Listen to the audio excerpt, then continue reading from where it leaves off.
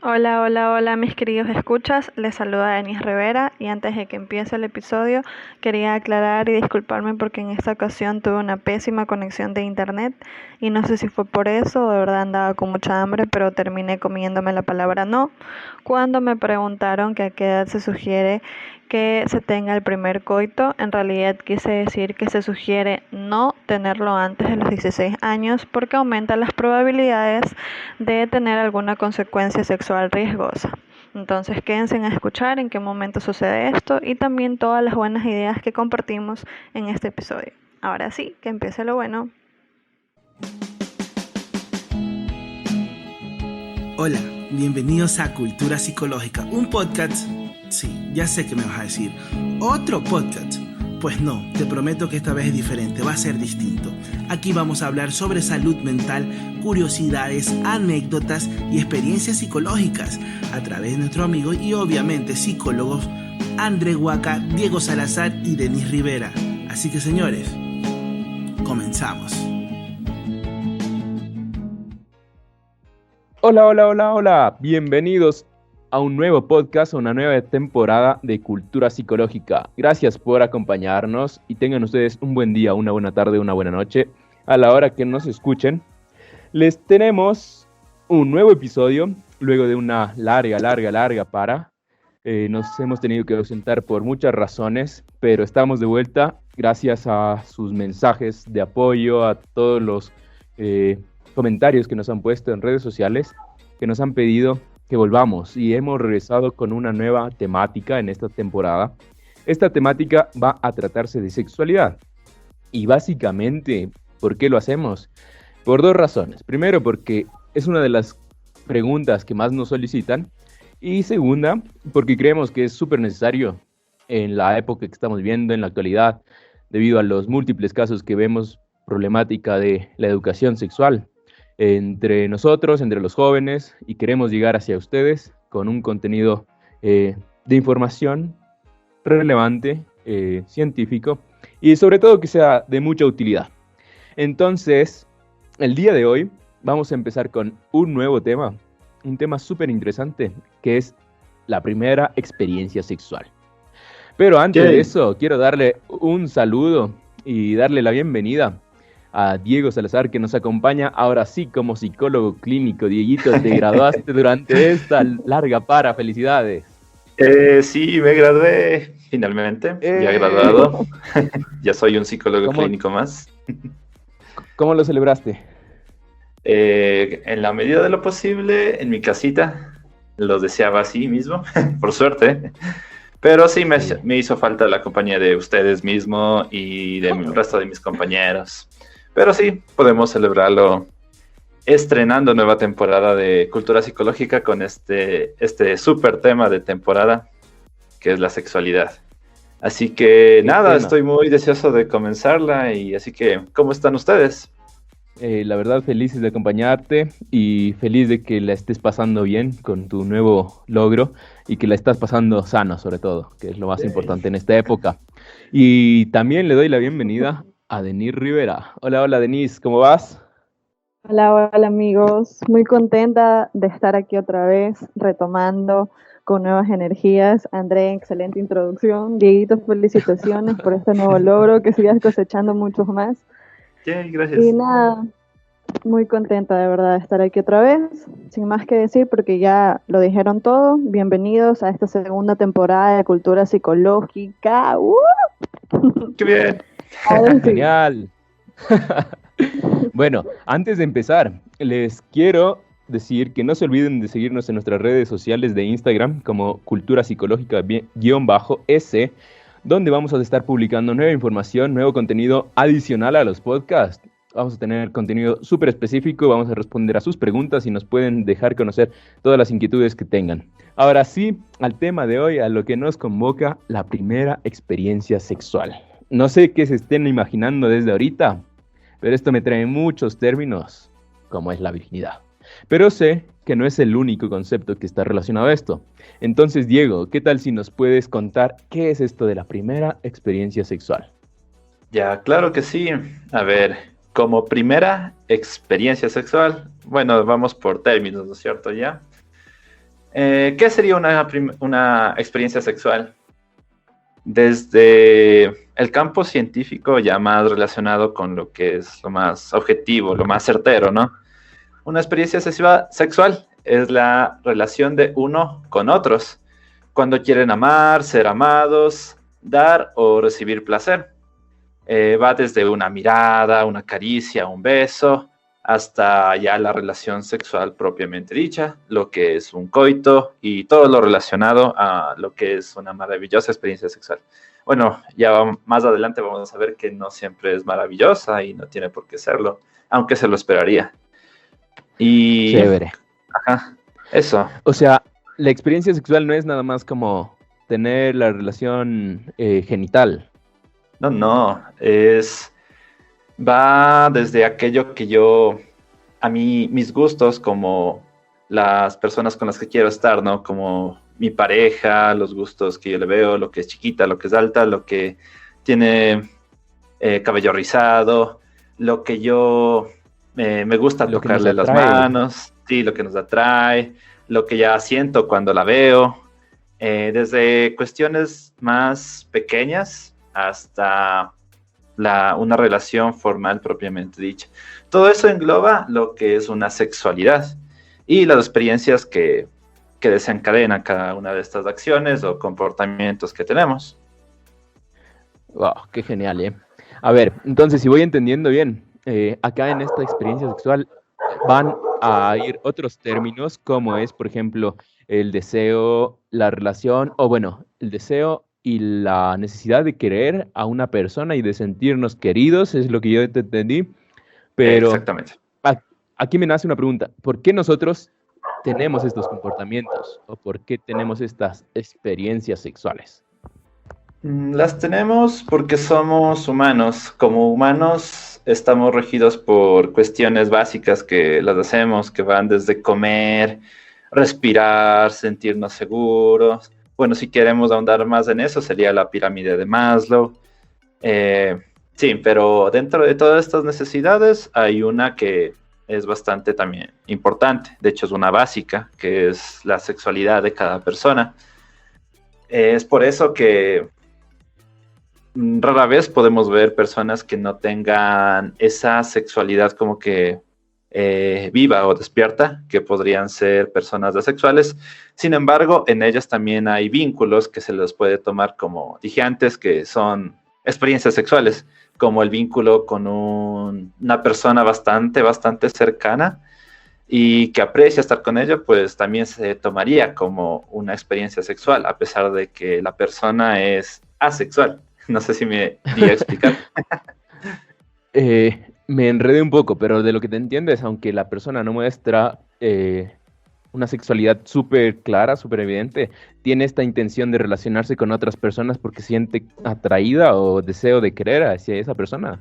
Sí, es que la sexualidad está presente en nosotros todo el tiempo y no nos podemos desprender de eso. Es por eso de vital importancia enterarnos de qué trata nuestra propia sexualidad y lo importante de que es diferenciar de lo que es una sexualidad malsana y una sexualidad sana, para que no caigamos en lo típico que se ha vuelto de moda hoy, el llamar tóxico a las relaciones. Pues básicamente, si nos informamos más, no vamos a caer en esas situaciones, ¿no? Buenísimo, buenísimo. Y vemos que acá van saliendo más y más temas. Entonces, nada más, que no se preocupen, que todos estos temas los vamos a desarrollar en la segunda temporada, así que no se pierdan ningún episodio, que va a estar buenísima. Denise, bueno, acá Diego nos cuenta que esto de la sexualidad está presente desde toda la vida, ¿cierto? Entonces, ¿tú por qué crees o cómo lo explicarías el comportamiento sexual de las personas? ¿Por qué las personas tienen estos comportamientos sexuales?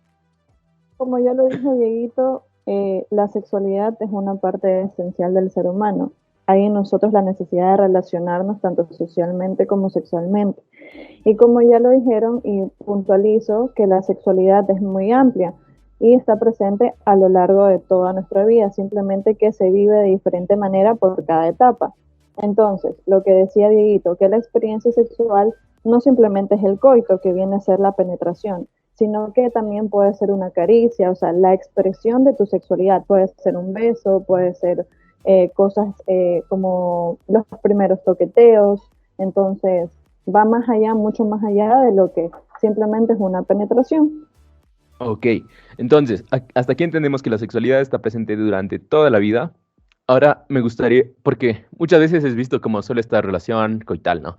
Pero aquí me gustaría pedirte, Denise, que nos pongas como un ejemplo súper puntual de cómo se expresa la sexualidad en niños, en ancianos y en adultos. Aunque adultos creo que es más evidente, pero en estas dos otras categorías.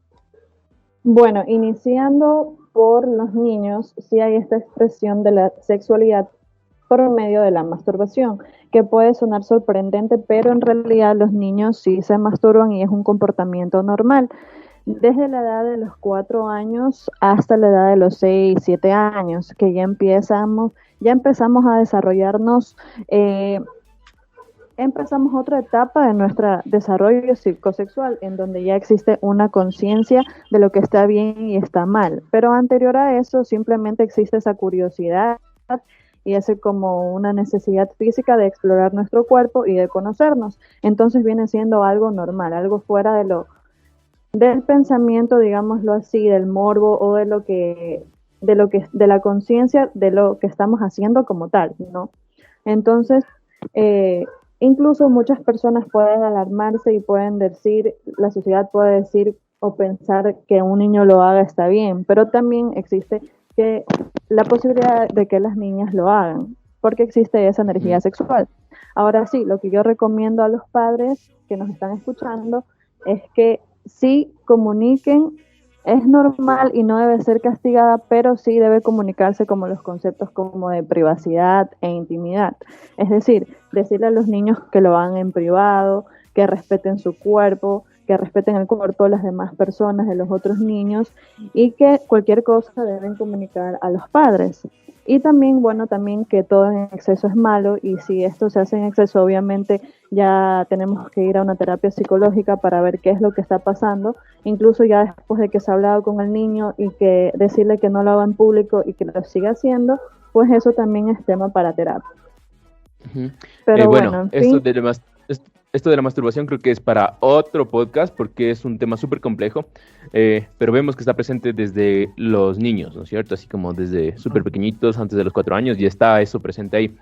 En base a lo que hemos visto hasta ahorita, creo que se puede asumir que la sexualidad como tal tiene algunos propósitos que hemos visto aquí, como el de sentirse querido y querer a las otras personas, demostrar afecto, y también creo que se habla de la parte de reproductiva, y también hablábamos al inicio, bueno, Denise nos contaba un poco de la parte explorativa. Entonces vemos que la sexualidad no es solamente el acto de satisfacción, sino tiene un montón de cualidades.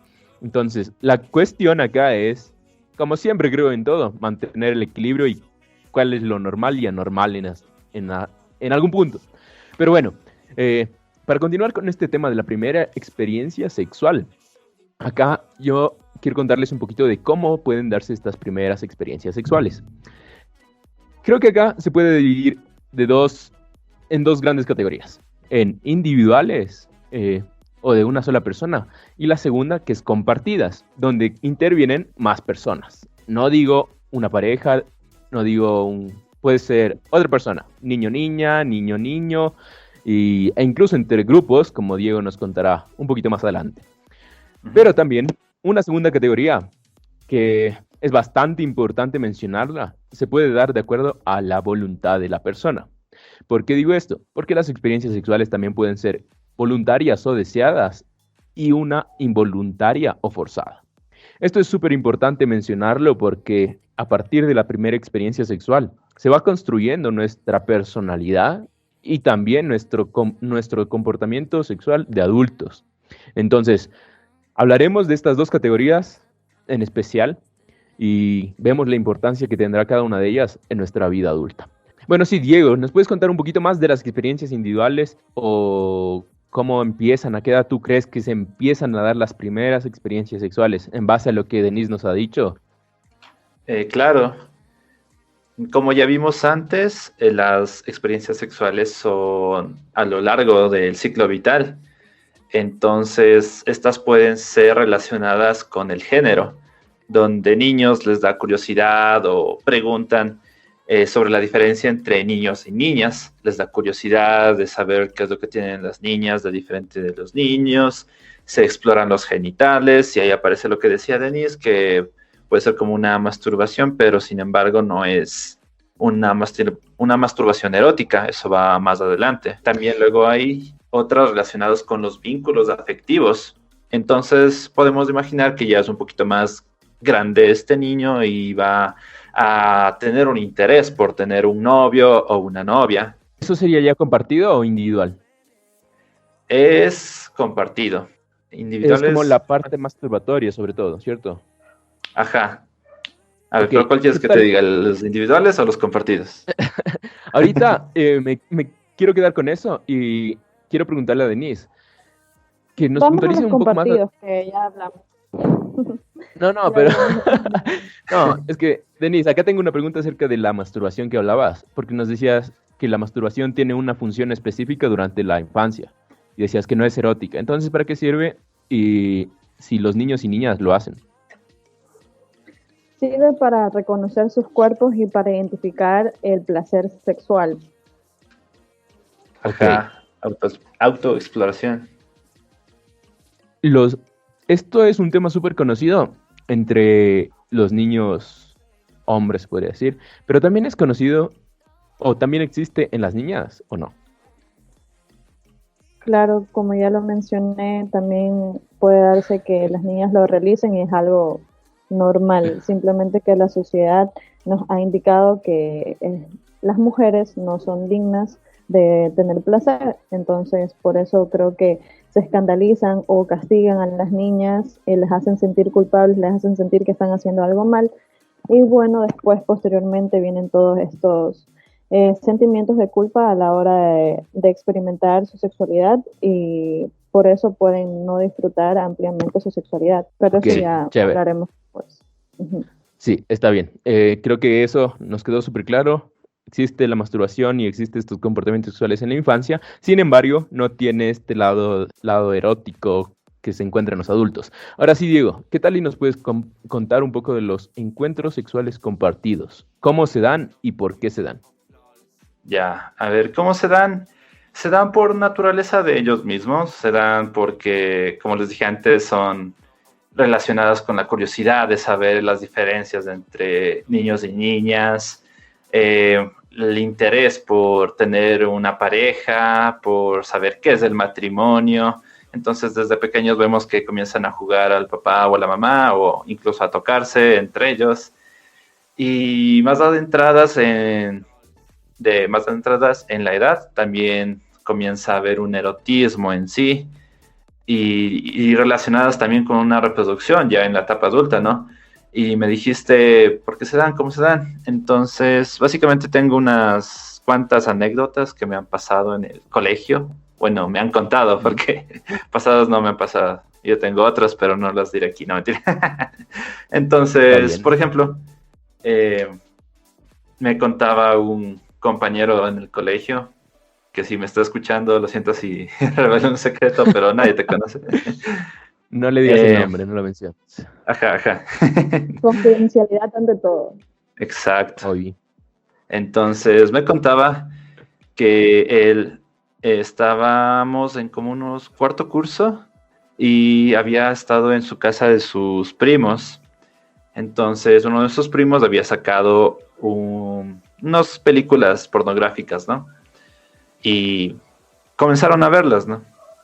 Terminaron masturbándose en grupo. Era un encuentro sexual de su sexualidad y que fue compartido, en la que cada uno tuvo su masturbación, su eyaculación, tuvo su orgasmo, y a la final fue algo que compartieron entre los dos, entre los primos. Y eso me contaban, ¿no?, que sucedía. Y a lo largo de la etapa también evolutiva hay ocasiones en las que, por ejemplo, ahí sí, bueno, es una anécdota que yo tengo. En cierto punto del colegio igual había un chico que tenía pornografía en el celular. Y el chico ahí tiene su visión emprendedora, ¿no? De cobrar 50 centavos por prestar su celular para que nosotros como compañeros ahí consumiéramos pornografía. Igual a veces hacían vaca y veían entre 2 o entre 3 o entre bastantes, el tiempo que les permitía. Un OnlyFans antiguo. Algo así, ¿cierto? Exacto. Creativo este adolescente. Pero bueno, Sí. Creo que son importantes estas anécdotas para los consejos que daremos después. O bueno, sí, no sé si consejos o tips que nos ayudarán a diferenciar qué es lo normal y lo anormal. Tal vez en este campo de la sexualidad podremos diferenciar utilizando estas anécdotas. Algo más. Bueno, creo que eso de los teléfonos compartidos era bastante común en mi época también, que se pasaban pornografía a través de los teléfonos con infrarrojo en esa época. Pero bueno, mi pregunta es, ¿qué tan normal es eso? Porque seguramente hay muchos padres de familia que nos están preguntando por estas cosas. Y bueno, quizás ahora ya no es por infrarrojo, pero tienen mucho la accesibilidad de esta red que nos conecta, que es el internet, y la facilidad de compartir esta información. Entonces, ¿qué tan normal es que el niño o el adolescente acceda a estos videos? ¿Y qué tan peligroso puede ser? Básicamente, esas son. O sea, de ser normal, claro que lo es, si tomamos en cuenta que normal como común. Porque ahora la facilidad en la que alguien puede acceder al internet para simplemente ver pornografía es bastante fácil. Estamos hablando de que niños pueden ingresar desde sus celulares o sus computadoras a esto. Ahora que esto sea nocivo, pues sí, estamos reconociendo que la pornografía a veces puede ser muy fantasiosa. Estamos ahí, disculpen la crudeza con la que digo, pero vamos ahí a ver a un tipo de, no sé, unos 28 centímetros aguantando como un montón de horas y haciendo que la relación sea como que full frenética, desenfrenada, todo ahí mismo. Irreal, claro, y son versiones irreales de lo que es una relación. Y eso sí afecta a la persona que lo ve, puede llegar a interpretar que esa es la realidad. Y va a instaurar expectativas de las relaciones sexuales que no se van a cumplir. Y cuando no se las cumple, pues se van a sentir mal. Pero bueno, eso también de las expectativas vamos a hablar más despuesito. Ok, entonces podríamos decir que toda esta dinámica o este contacto con la sexualidad, desde cualquier punto que lo apreciemos, va a crear un imaginario en nuestra, no sé, nuestra personalidad, en nuestro intelecto, que nos va a hacer a tener, en nuestra psique exactamente, nos va a generar perspectivas y como tú decías, expectativas de la relación que al futuro tal vez van a definir nuestro comportamiento sexual de adulto, ¿cierto? Ajá. Chévere. A Bueno, ver, Denise. yo quería añadir... Entonces, Sí, dale. Perdón, yo quería añadir que Dieguito decía que es nocivo, pero, o sea, y es verdad que es nocivo tener libre acceso para los niños a toda esta información, pero más nocivo pienso que es la actitud de los padres a no reconocer esto. O sea, imagínense, si en nuestro tiempo teníamos acceso a esto, que no teníamos ese acceso a internet como ahora, pues mucho más los niños con tanta tecnología a su disposición todo el tiempo. Entonces creo que es necesario que los padres reconozcan que la información está ahí, que lo van a saber, que tienen la curiosidad y que necesitan hablar sobre el tema con los niños para aclarar todos estos contenidos, ¿no? O sea, ya que no hay la educación sexual en las escuelas desde pequeños, que pienso que debería ser así, pues que lo haya en casa. Uh-huh. Y esto creo que es súper importante porque, bueno, no solo en nuestra época ni en esta, sino creo que en toda la historia de la humanidad, estas conductas sexuales que son bastante punibles o ocultas por la sociedad, están siempre presentes. Aunque no nos queramos hacer cargo, no queramos reconocer esas conductas, están siempre presentes y creo que con la tecnología es mucho más fácil acceder a estas cosas. Entonces, Creo que el consejo de Denise es súper importante porque no depende nada más de que la pornografía o los comportamientos sexuales explícitos estén ahí, sino de cómo ayudamos al niño, al adolescente, a posicionarse frente a eso, a esa experiencia que va a tener. Eh, entonces, aquí se me ocurre una pregunta. Denise, ¿hay alguna edad específica en la que tú creas que es importante acceder como a esta educación sexual eh, primero y después como a esta relación sexual un poco más después? ¿Hay alguna edad puntual que te diga, ok, a partir de tal edad puedes hacer esto, a partir de tal edad puedes hacer lo otro? Bueno, yo creo que la educación sexual obviamente debe ser desde pequeñitos, desde que ingresamos a la escuela, obviamente con contenidos adecuados para nuestra edad. Es decir, para los niños de 6 años será oportuno hablar de estos temas de masturbación, de reconocer tu propio cuerpo, de respetar tu cuerpo, de respetar el cuerpo de los demás. Quizás más avanzados serán otros contenidos ya más adecuados hacia la pubertad, que ya vienen esa necesidad de relacionarnos con los otros, primeros besos, caricias, entonces ya viene otro tipo de información y así adecuada a cada edad. A los adolescentes ya hablar sobre métodos anticonceptivos, en fin. Y ya la edad adecuada para tener la primera relación sexual se sugiere que sea antes de los 16 años, pero en realidad es que no hay una edad adecuada. No podemos decir tú lo hiciste a la edad correcta y tú lo hiciste a la edad incorrecta. Entonces, pero sí es evitar, obviamente, lo mejor, lo ideal sería retardar este proceso, esta experiencia. ¿Por qué? Porque así Ok, existen menos riesgos para nuestra sexualidad. Ahora sí. chévere. O sea, a ver, de lo que yo entendí, y no hay una edad adecuada para empezar la educación sexual, sino que a cada etapa de la vida es importante cierto contenido para esa etapa puntual. Creo que, por ejemplo, a un niño de 4 años no le podemos hablar de métodos anticonceptivos porque no nos va a entender y no va a ser útil, sobre todo, ¿no? Y aquí, bueno, me permito parafrasearla a una amiga, Ingrid, si estás ahí, te saludo. Y ella me decía, la educación sexual empieza desde que tú le llevas al niño al baño. O sea, esto me decía, el rato que tú, incluso antes, cuando es un niño de 1 o 2 años, ellos ya entienden y les debes decir que tú les estás aseando, pero que es algo que tú lo haces porque eres su mamá o su papá. Entonces era como desde estas pequeñas frases que vas soltando cuando estás haciendo la tarea del aseo al niño, lo vas educando sexualmente. Entonces ahí como que me despertó un poco y dijo, sí, o sea, es cierto eso de que la educación sexual debe estar presente desde nuestros primeros días hasta el último, cuando nos vayamos de este lindo y hermoso mundo. Pero bueno, algo más, creo que para avanzar en esto,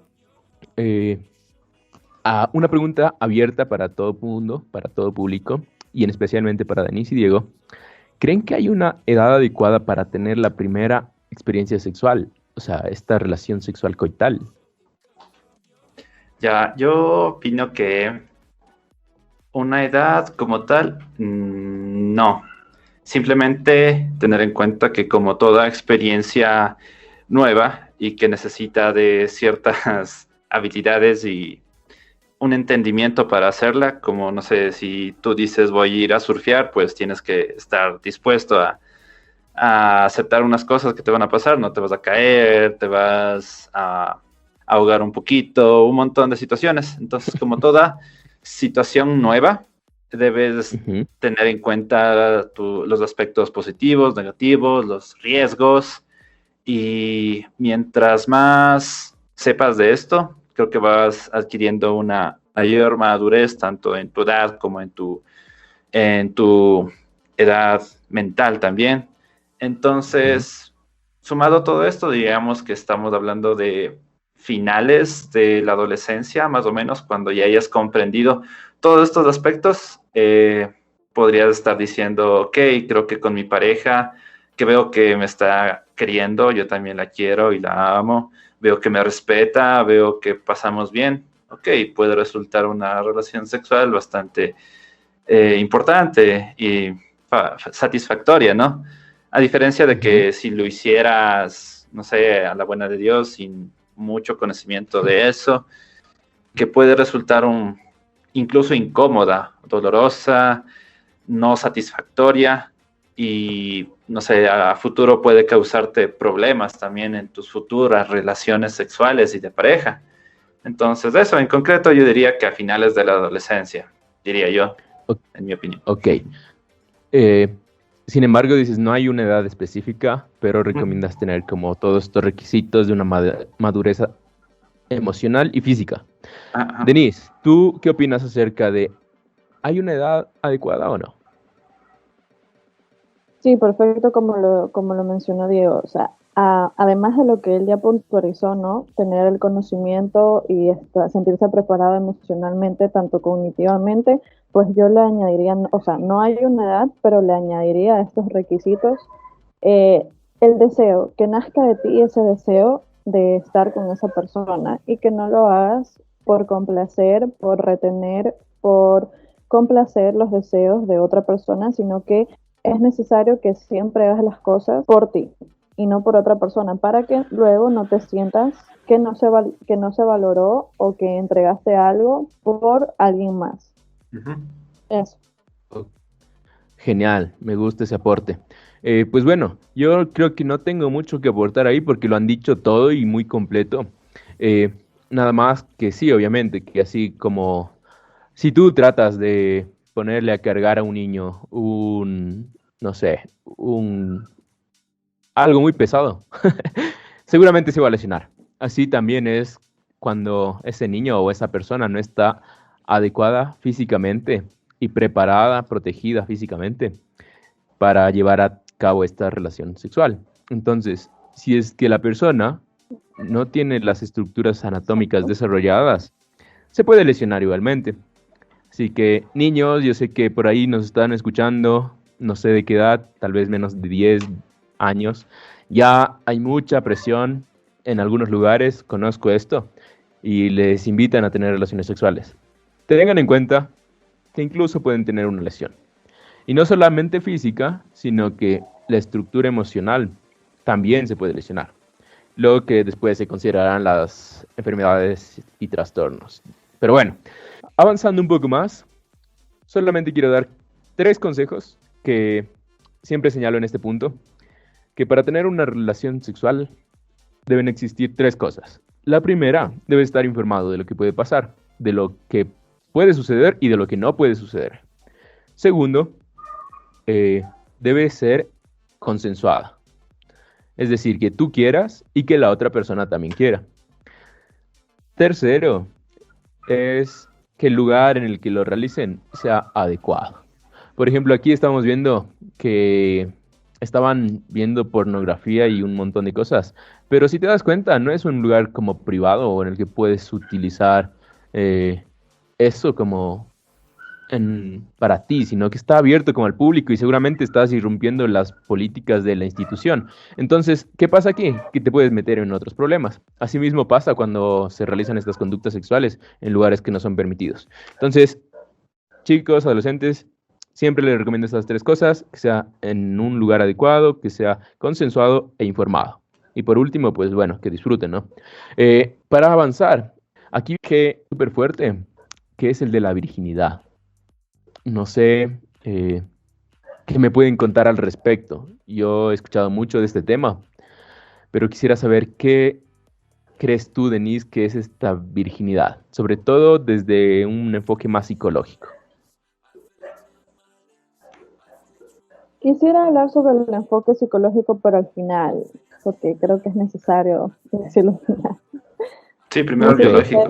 No sé si ustedes pueden hablar sobre la visión biológica, social. Ya, chévere. Esto de la parte biológica, pues, a ver, sinceramente he revisado un montón y he aprendido un montón de cosas que no sabía que estaban ahí.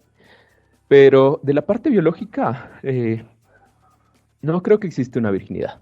Así tan tajante puedo decir, no existe una virginidad biológica. ¿Por qué? Porque no existe una estructura que defina la virginidad o no. Muchas veces se habla de el himen en la mujer, que es esta barrera que está en la entrada de la vagina y se ve afectada cuando existe una penetración. Sin embargo, sé que no todas las personas lo tienen, no todas las mujeres lo tienen. Y existe una gran variedad de tipos. No todos son perforados. Bueno, todos son perforados. Bueno, no en todos, sino en su gran mayoría son perforados. Lo que permite que el flujo sanguíneo durante la menstruación se deseche. Sin embargo, esta perforación varía mucho. Y hay unos casos en los que estos huequitos, no sé cómo decirlo, permite, así como traspasa el líquido sanguíneo, los flujos sanguíneos durante la menstruación, también permite que se produzca la penetración durante el coito. Eso quiere decir que no se ve afectada esta estructura. Entonces, por eso me atrevo a decir, no hay una estructura que se vea afectada justamente el día o el momento en que tú tienes tu primera relación sexual. Sin embargo, hay otro tipo de himen que es menos flexible, más rígido, en el que sí va a tener una afección y generalmente se produce un pequeño sangrado y puede ser doloroso. Eso por un lado. Por eso me atrevo a decir que no hay una estructura anatómica que se afecte durante la primera relación sexual. Y por otro, porque hay muchas actividades que también pueden generar esta misma transformación del himen, ¿no? Eso en tanto a las mujeres. Y creo que esto viene más por cuestiones, ¿cómo decirlo? No quiero caer en el típico discurso patriarcal y machista, pero en realidad es que es muy cuestionado por qué se definieron estos términos de la virginidad. Incluso había un término, virginidad, no me acuerdo el término exacto, pero al fin y al cabo resulta que era una anemia por falta de hierro lo que confundían con una virginidad. Esto no lo digo ahora, sino hace un par de cientos de años, ¿no? Entonces, con esto quiero decir que no existe una rigurosidad científica que hable de la virginidad a nivel anatómico. Y sobre todo, en los hombres. En los hombres no encontré un artículo que te hable de la virginidad anatómica. En ningún lugar se hablaba desde la parte biológica que existe una virginidad anatómica. Existe mucho el lado cultural y el lado psicológico que también tienen los hombres, esta virginidad psicológica. Pero bueno, de la parte anatómica, biológica, creo que no les puedo aportar mucho. Y ahí perdonarán si me equivoco los doctores, pero en base a lo que yo sé, y quiero aclarar, ¿no? Yo no soy médico, soy psicólogo clínico, y en base a lo que sé, la cuestión de la virginidad es un constructo más cultural y psicológico antes que anatómico. Ahora sí, creo que me liberé de eso, de esa carga que tenía ahí, y le doy paso a Diego. No sé, ¿tú qué nos puedes contar acerca de este tema de la virginidad a nivel más cultural? Diego, ¿estás ahí? No te escucho. Sí, lo siento, estaba muteado. Sí, estaba dormido. Estaba muteado. Lo siento. Es que mi perrito estaba ladrando y para que no interrumpa. Pero sí, estaba incluso afirmando todo lo que decías. Porque sí, entendiendo que la sexualidad es como un constructo histórico de cómo pensamos y entendemos el cuerpo, pues es común que antes los médicos, estoy hablando de hace muchas décadas, ¿no? Entendían como que una virginidad de esa parte del himen, ¿no? Que se debía romper. Y desde ahí se construye como que ese paradigma de virginidad. Sin embargo, hay otros paradigmas que también lo abarcan, como es el religioso, que estamos hablando de una religión X, ¿no? Que te puede decir que tú te mantengas casto y puro hasta el matrimonio y con esa persona que va a ser la única que tenga relaciones sexuales, ¿no? Va a ser con quien te quedarías hasta que la muerte los separe. Eso también da una carga muy social y cultural debido a que precisamente porque la virginidad, estos conceptos de virginidad están más apegados a lo que es el himen de la mujer y la primera penetración que se le hace a la mujer recaiga sobre ella, ¿no? Y vuelvo a retomar tus palabras, o sea, no quiero sonar tanto a este paradigma del patriarcado, pero resulta palpable en este sentido, donde la virginidad se la toma más en cuenta en las mujeres desde una visión más religiosa. Bueno, y actualmente tenemos otro paradigma más que, bueno, se dice que ahorita hay como una lucha de estos paradigmas que dicen cómo debería ser una relación sexual, que es uno más popular, uno más pop, que es la romantización de este salir a la discoteca y formarte como una relación bastante promiscua con X chico o chica del antro, ¿no es cierto? Y que a veces, recalco a veces porque, bueno, no he conocido todas las canciones de reggaetón o canciones similares que mencionen cómo sería una experiencia sexual satisfactoria de sube y baja, yo te lo rozo, ¿no? Pero bueno, esta manera de ver la sexualidad también está haciendo auge y en parte es positiva porque los dos anteriores puntos de vista que les hablé, el de una medicina desde hace décadas, ¿no? Y una religiosa, rompe un poquito este tabú de la sexualidad, ¿no? Y la habla para que esté en boga. Y precisamente cuando esté en boga, pues nosotros la podemos hablar y analizar, decirles si está bien o está mal, cosa que el religioso no lo hacía tanto, ¿no?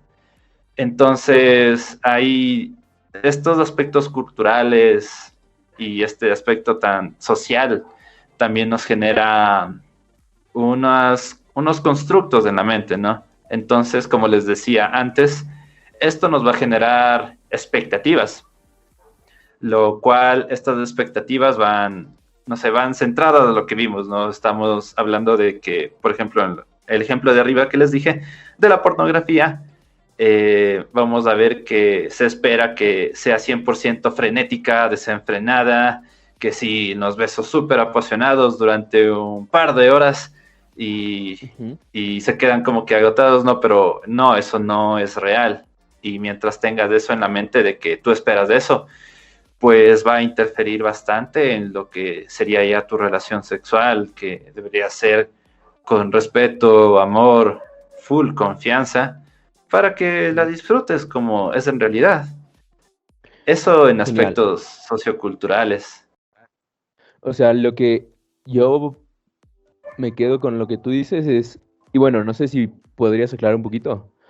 Tú decías que este nuevo paradigma del libertinaje y viva la sexualidad en todo espacio, lo decías que es favorable porque traía el debate, o sea, generaba el debate, no más bien porque era una idea que tú compartes como sí, sexualidad en todo lado, o algo así. O sea, sí, es positivo por el hecho de que sí, lo pone a cuestión, teniendo en cuenta de que es tabú, sigue siendo tabú, pero, o sea, todavía está en análisis, hay que analizarlo bien, hay que, como les dije, no es cuestión de sub y baja, yo te lo rozo y tómalo, ¿no? Y, sí, o sea, no, tampoco es así. Hay muchas canciones que hablan de eso, ¿no? Y lo peor de todo, bueno, no sé si es lo peor de todo. Creo que los dos extremos son malos, tanto el extremadamente conservador como el extremadamente liberal. Creo que perjudican a la larga. En base a la experiencia clínica, no digo por otra cosa, ¿no? Entonces, apoyo ese debate que se genera, pero toda esta cultura en la que estamos rodeados, tanto música, redes sociales, todo lo que estamos, nuestra media que nos cubre y que es gran parte de la sociedad, es lo que va a generar nuestra concepción psicológica, tal vez, del imaginario de la relación sexual. Es decir, todo el factor cultural va a disponer como la expectativa acerca de la primera relación sexual. Ahora sí, Denise, para el último, siempre lo mejor, la perspectiva psicológica de la primera experiencia sexual, o sea, la virginidad sobre todo, la perspectiva psicológica. De la virginidad, sí. Bueno, esto tiene que ver todo con nuestros propios valores y creencias. Es decir, ya viene siendo el producto de lo que ustedes han dicho, hablando de la perspectiva psicológica individual de cada persona. Es decir, para unas personas ya viene siendo como, por ejemplo, lo que yo concluyo de la información, por ejemplo, que tú dijiste, de la información científica, André, y luego de lo que me dijo la sociedad, de lo que me dijo mi familia. ¿Y con qué me quedo yo? ¿Qué es lo que yo pienso al respecto? ¿Es importante para mí? Porque puede ser que para un chico sí sea importante y que no sea como la sociedad dice, de que quizás lo toman más a la ligera que las chicas, que no le dan tanta importancia, que ellos ganan algo, que ustedes ganan algo. Hay mujeres que se ve como que pueden perder algo, o sea, es la virginidad. Estás perdiendo, bastante. También puede ser que entonces Denise, te vamos a preguntar, Denise, perdón que te interrumpa, a ver, pero ¿qué no te significa para escucho muy ti bien. servir? Ush, no sé si... Diego, ¿le escuchas a Denise? Porque creo que se me perdió un poquito la conexión. Creo que me fui yo. Es- Lo siento, lo siento. Otra vez estaba muteado por mi perrita. Ok, iba hablando solo acá, ¿no? Gracias No, por escuchar. No, al pero podcast de André. le escuchabas a Denise. No, es que te juro, no sé, como les dije, tengo un poquito mal la conexión, pero no le escuchaba a Denise la parte que nos estaba contando. Ajá, no se lo escuchaba. Sí, se le fue ahí un chancecito. Denise, porfa, Sí, actualita nos es que repitiendo. la conexión, pero bueno, les voy a repetir. Entonces hago el...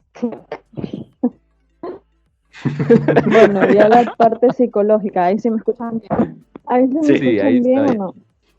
Sí, ahí está, súper bien. Bueno, ya la parte psicológica de la virginidad es el producto de la información que hemos obtenido, tanto de la parte científica que mencionaste tú, André, y de la parte social que nos mencionó Diego.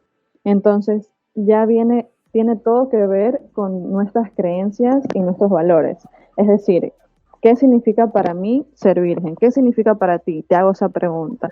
Porque no quiero caer en los estereotipos y decir, bueno, quizás psicológicamente para un hombre puede ser de que la virginidad gana algo, porque gana ser el macho, tener experiencia, ser un seductor, ser un galán, pero puede ser que para ti, adolescente hombre que me estás escuchando, no sea así, sino que sea algo importante.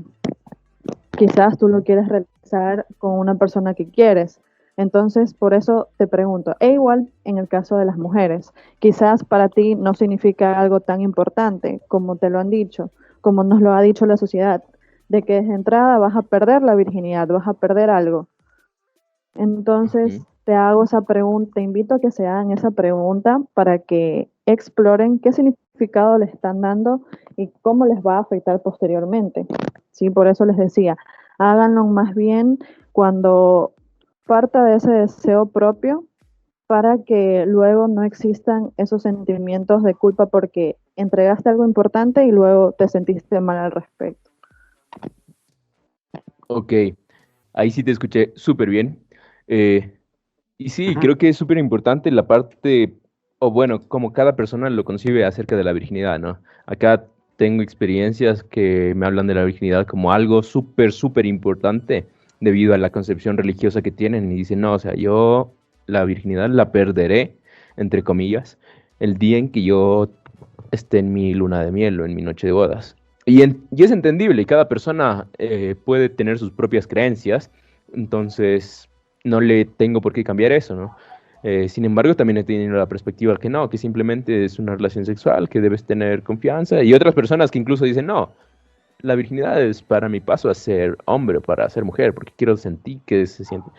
Y digo, bueno, o sea, analiza tú qué es lo que realmente estás haciendo, por qué lo haces. Y creo que esta pregunta de por qué lo haces es súper importante. Y esta pregunta la quiero devolver a ustedes. ¿Por qué las personas, eh, entre comillas, pierden la virginidad? ¿O por qué las personas tienen esta primera relación sexual? Dieguito y Denise. A ver, ¿por qué la gente tiene las primeras experiencias sexuales, dices? No, o sea, la primera experiencia sexual coital, ¿no? la que te diga, bueno, perdiste tu virginidad. ¿Por qué las personas tienen eso? Las personas tienen eso por su necesidad, diría yo, ¿no? No, pero un segundo. Antes de ir a esa pregunta, solo quería recalcar un aspecto súper importante de todo lo que mencionamos, ¿no? Que hay veces que, lamentablemente, hay personas que están fuera de todo este rango de normalidad, de lo que te dice la religión, la biología o todo, ¿no? Y es que, por ejemplo, para, como decía arriba, una persona asexual o una persona que no sea heterosexual, imagínense las reacciones o sentimientos de culpa que puede tener ante mostrar su sexualidad ante otra persona, ¿no?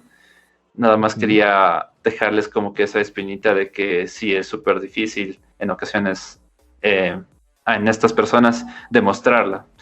Y no solo en estas personas, sino que todos estos aspectos culturales, biológicos, médicos, etcétera, que tenemos en la cabeza también nos pueden generar un montón de sentimientos de culpa al tener relaciones sexuales. Y ya, entonces ahora con tu pregunta, ¿se las da o se las debe desear por mutuo consentimiento? Si experimentas relaciones sexuales que no sean consensuadas, prácticamente no lo estarías disfrutando, no sería algo tuyo, no sería lo normal, lo que se esperaría. Deben ser consensuadas y eso por ya es un mutuo abuso, acuerdo. pero... Claro, sí. Entonces, pilas con eso. Es que no muchas veces Sí, sí. se puede diferenciar. A veces pueden incluso ser manipulados, manipuladas por personas que aprecian y aparentemente te convencen. Pero bueno, esto pasa más en menores de edad, ¿no? Que son fácilmente influenciados y nada más que tengan cuidado con eso. Que como les dije, esta información que reciben en este podcast, sea la edad que tengan, les proporciona bastantes herramientas para diferenciar entre qué sería lo adecuado en una relación sexual, ¿no? O lo inadecuado también. Y ahí sí me gustaría escucharle a Denisita sobre la pregunta. Bueno, yo pienso que se deben dar estas primeras experiencias coitales por la presión social, sí, pero también, como dijo de entrada Diego, por la necesidad que hay en todos los seres humanos de relacionarnos sexualmente, de la curiosidad, del deseo de cada persona. No hay que negar esta parte.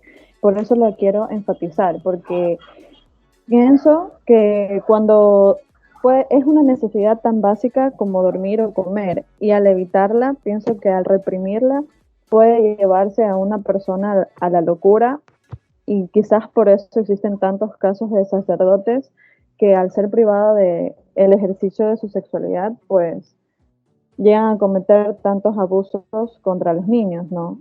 Así como privarnos de necesidades como comer nos puede afectar, obviamente nos puede llevar a la muerte, y privarnos de necesidades físicas como dormir también nos puede llevar a la locura, pues obviamente también privarnos de esta necesidad sexual también pueden llevar a estos casos de caer en estas situaciones, lamentablemente.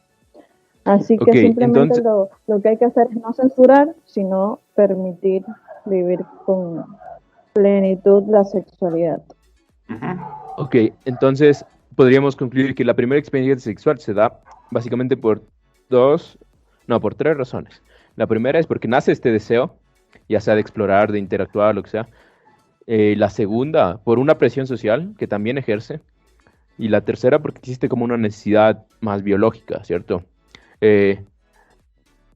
Sin embargo, creo que un punto súper importante acá es lo que mencionaba Diego, de que debe ser consensuada, que debe ser voluntaria porque tú quieres, más allá del deseo que puedas tener, porque estás seguro de hacerlo, y más allá de la presión social, porque tú decides hacerlo. No es algo para los demás, sino para ti. El que va a salir afectado, para bien o para mal, va a ser esa misma persona. Y aquí, antes de pasar de este punto, me quiero detener un momento a hablar acerca de lo que es las relaciones sexuales no consensuadas o abuso sexual, ¿no? Porque, bueno, esto seguramente hablaremos un episodio entero solo de esto, pero Ajá. ¿qué pasa cuando la primera relación sexual es por abuso? O sea, aquí, desde la parte clínica, toda esta experiencia es experiencia sexual. Va a ser muy perjudicial para la salud mental. Generalmente, dependiendo de la edad, se producen muchos problemas de salud mental. Acá, solo para botarles una cifra, o bueno, antes que botarles una cifra, para indicarles que cuando pasa un abuso sexual en la infancia, el niño empieza a sexualizarse, es decir, tiende a tener comportamientos muy, muy sexualizados, ya sea porque genera un coqueteo, porque empieza un toqueteo de sus partes genitales en exceso, más allá de la exploración, se permanece en este comportamiento. Eh, y bueno, esto es obviamente producto de este abuso, ¿no? Y asimismo, no es nada oculto que cuando una persona ha sido abusada, empieza a sentir emociones negativas, ya sea porque fue abusado en la escuela, empieza a rechazar ese lugar o a esa persona, incluso sin sin estar consciente de lo que sucedió. La persona se sintió afectada, se sintió dañada emocional, físicamente, y va a tratar de evitar eso, ¿no? Entonces es importante que estas señales que aparecen nos ayuden a identificar o nos pongan en alerta cuando lo encontramos en un hijo nuestro, en un niño a nuestro cuidado. Eh, Algo más, pues no, creo que es importante mencionar que cuando las experiencias sexuales no son voluntarias, producen secuelas a nivel psicológico muy traumáticas, tanto como una hipersexualización, como una aberración o un retraimiento hacia lo sexual, que a posterior, en su vida adulta, cuando trate de experimentarlo, va a ser muy difícil.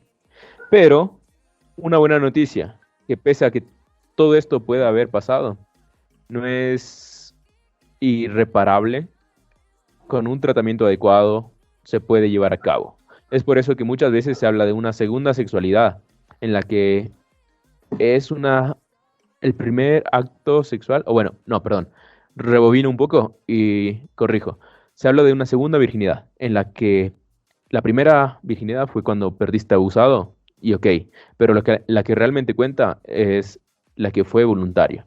Entonces, acerca de esto, creo que se puede hablar completamente otro episodio, pero si tú fuiste víctima Así de es. abuso sexual o si conoces a alguien que fue víctima de abuso sexual, quiero que sepas que todo el dolor que eso genera no se lo desea a nadie y necesita tu ayuda y puedes contar con nosotros. Entonces, si estás pasando por una de estas situaciones, no olvides en contactarnos, tienen nuestras redes sociales y acá estamos para apoyarte.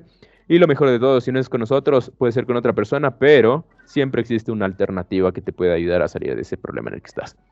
Eh, bueno, pasando de esto y quizás para ir finalizando este nuevo episodio de la segunda temporada, eh, vamos con estos sentimientos que hablábamos un poquito atrás, de los sentimientos de culpa y los sentimientos en general que se pueden producir durante o después de la primera experiencia sexual. ¿Qué tal, Diego, si nos comentas un poco desde lo cultural, igual Denise, psicológico? Y bueno, ahí vemos desde cómo nos acomodamos. Claro, básicamente como les decía, que estas situaciones culturales, ¿no? Que nos generan las expectativas, nos llenan la cabeza de imágenes que nosotros esperamos ver. Entonces, bueno, ahorita intento recordar. Sí, ya tengo una, ¿no? Que se decía precisamente por la experiencia de este chico emprendedor que alquilaba su celular, ¿no? Y también pasaba pornografía. Había chicos que se obsesionaron con cómo, cuánto les medía su miembro, ¿no es cierto? Y esto como que les generaba ansiedad, y debo admitirlo, a mí también me generó ansiedad en ese momento, de decir cuánto estará midiendo, si eres más o menos hombre. Es un aspecto cultural bastante importante que hay que tomar en cuenta, y que puede generar sentimientos de culpa. En específico, en este caso sería, chuta, soy menos hombre, no voy a cumplir con los estándares donde tengo que satisfacer a una chica, ¿no es cierto? O un chico también, ¿no? Y eso es como un ejemplo claro de que estos sentimientos de culpa pueden estar presentes en la más mínima cosa, en el pensamiento más pequeño que nos inculcaron cuando éramos jóvenes o incluso adultos también. Otro súper importante ahora que me acuerdo es esto de que si no dejas de ser virgen, o sea, yo como estoy en un colegio de masculino, ¿no? Había un chico que decía que mientras no hayas tenido una relación sexual antes de ingresar a la universidad, pues fracasaste, decía así. Y uno se quedaba también así como que, hijo de madre, voy a fracasar. Pero no sé si ustedes también tengan algunas anécdotas o experiencias relacionadas con eso. Un poco más de las chicas, en cambio, Denise. Ya, como mencioné anteriormente, los sentimientos de culpa en las mujeres obviamente que se dan mucho más, aunque bueno, ustedes también reconocen esa parte. Y es verdad, creo que también la sociedad a todos nos da bastante presión, por decirlo así. Quizás a los hombres ese tipo de presiones como que tener un miembro largo, grande o ejercitarse bien desenvolverse bien en la cama, ¿no? Quizás esas presiones y también otras presiones a las mujeres, pienso que también se dan, así como ustedes mencionan, cómo se pueden dar estas presiones sociales también a los hombres.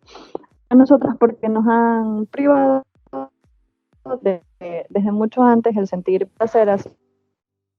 Las mujeres suelen sentirse culpables al experimentar este placer, al desearlo, al haberlo, como mencioné antes, puede que a una niña le descubrieron masturbándose y desde ahí ya le inculcan que eso está mal, que las niñas no lo deben hacer. Entonces eso va a afectar posteriormente en sus relaciones coitales porque no las van a poder disfrutar como deberían. Así que yo creo que estos sentimientos de culpa, hasta cierto punto está bien sentir culpa porque obviamente es una emoción adaptativa y te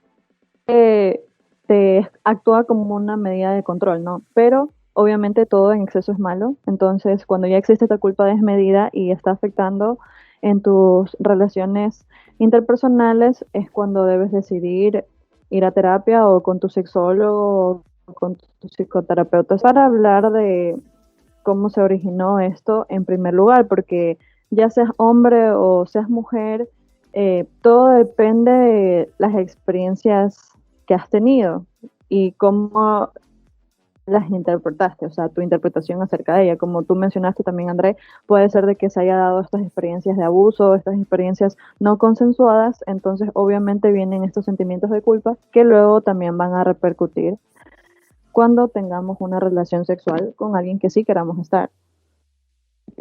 Sí, sí, es muy cierto y sobre todo me quedo porque creo que en las mujeres existe más no sé cómo decirlo, como esta presión social para no sentir placer.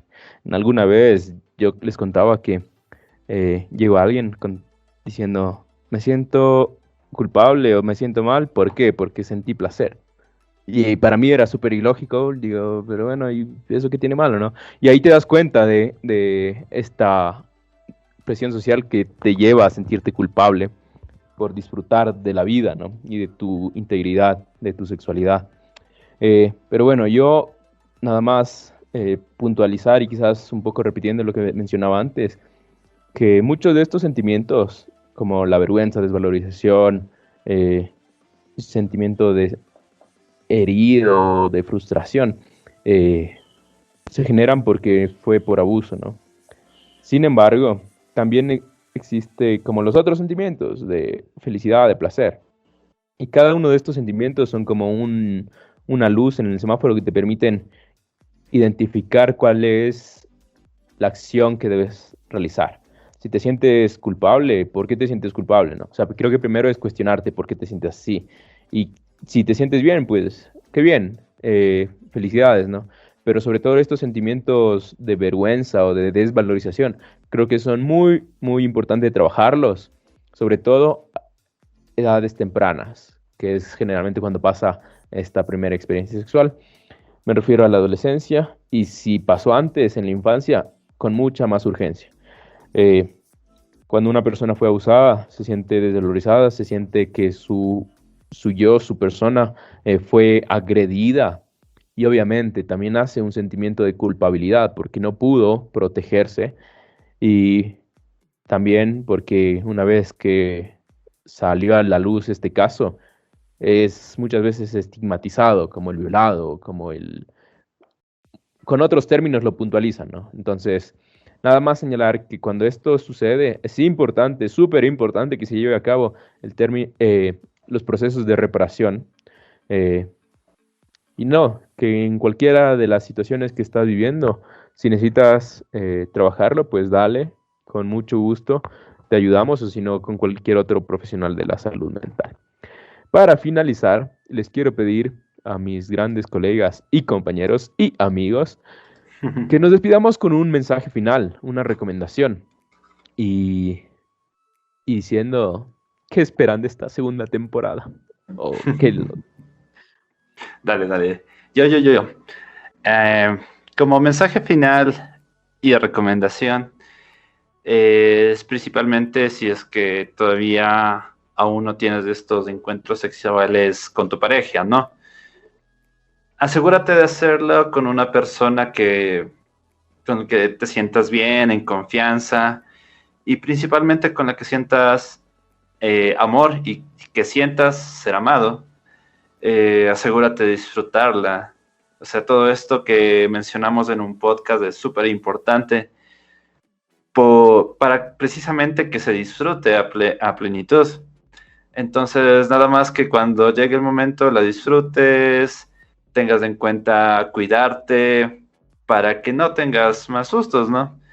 Y lo que espero de este podcast es que nos escuchen mucho, les dará bien, y a nosotros nos dará bien tener esa satisfacción de ser un medio de difusión de una psicología que tanto nos hace falta actualmente, ¿no?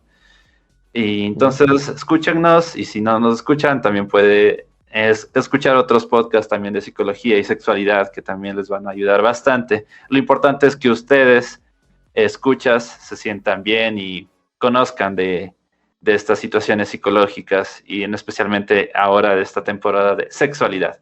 Así que gracias por escucharnos, y de mi parte me despido. Denise. Bueno, de último siempre lo mejor. Así que unas últimas recomendaciones que quizás se me pasaron por alto.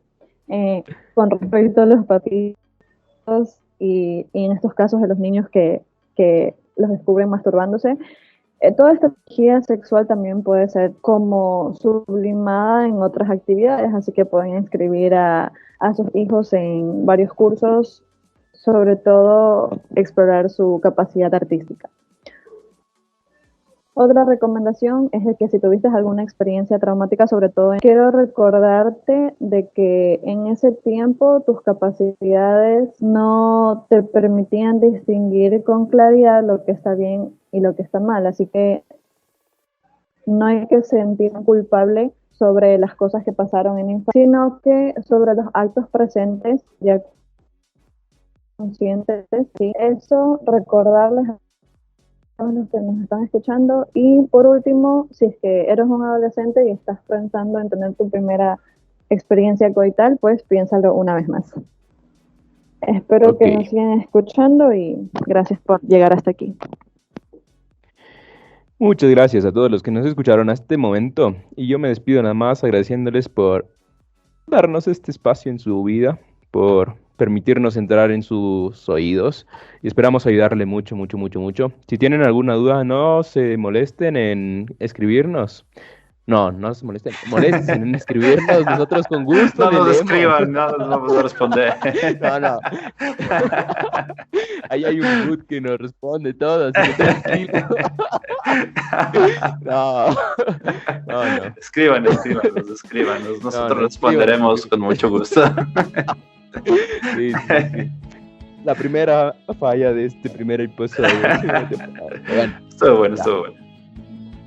para reírnos al último. Pero bueno, si esto, escríbanos, déjenos saber qué piensan, con gusto les ayudamos.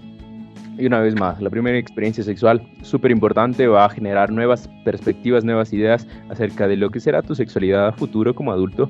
Es importante que si tuviste una experiencia sexual que no fue placentera, fue desagradable o incluso traumática por un abuso o cualquier otra situación, detente un momento a pensar, cuestiónate eso, y si necesitas ayuda, con mucho gusto te podemos ayudar. A las personas que aún no han tenido la relación sexual por primera vez, les recomiendo que sea algo súper consensuado, hablado sobre todo. La palabra, la conversación ayuda a entenderse y ayuda a sanar muchas cosas. Además, no se olviden los tips que dije, en un lugar adecuado, que sea informado y sobre todo voluntario. Esto nada más, me despido. Espero verlos escucharlos, que me escuchen. No, quiero saber de ustedes a través de redes sociales. Creo que eso es lo que más me gusta a mí, porque la verdad todos sus mensajes que nos llegan nos llenan un montón y nos permiten mejorar. Entonces, cuídense mucho y nos vemos la próxima ocasión. Chau. Cuídense. Chao.